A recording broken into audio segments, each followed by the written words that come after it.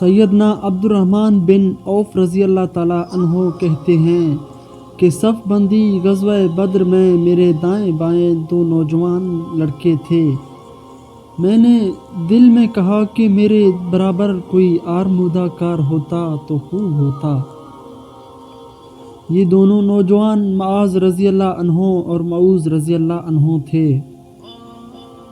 ایک نے چھپکے سے مجھے کہا کہ چچا آپ ابو جہل کو جانتے ہیں؟ جب ہمارے سامنے آئے تو مجھے بتانا۔ دوسرے نے بھی یہی بات آہستہ پوچھی۔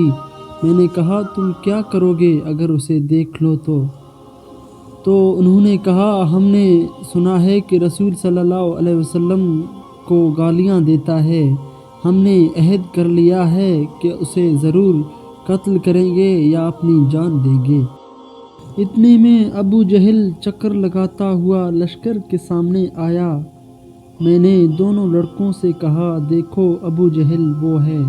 یہ سنتے ہی وہ دونوں ایسے جھپٹے جیسے شہباز کوے پر گرا کرتا ہے۔ دونوں نے اپنی اپنی تلواریں اس کے پیٹ میں بھونک دیں۔ وہ گر پڑا، جان توڑ رہا تھا کہ ابن مسعود رضی اللہ عنہ بھی پہنچ گئے۔ انہوں نے اس کی چھاتی پر پاؤں رکھ کر سر کاٹا اور داڑھی سے پکڑ کر سر اٹھا لیا۔ اسی طرح آپ صلی اللہ علیہ وسلم نے حرصہ کی خدمت کو منظور فرمایا۔ تو مزید اچھی ویڈیوز دیکھنے کے لیے ہمارے چینل کو سبسکرائب کریں اور ساتھ ہی ساتھ بیل آئیکن کو پریس کریں تاکہ آئندہ آنے والی ویڈیوز آپ تک پہنچ سکیں۔ جزاک اللہ۔ اللہ حافظ۔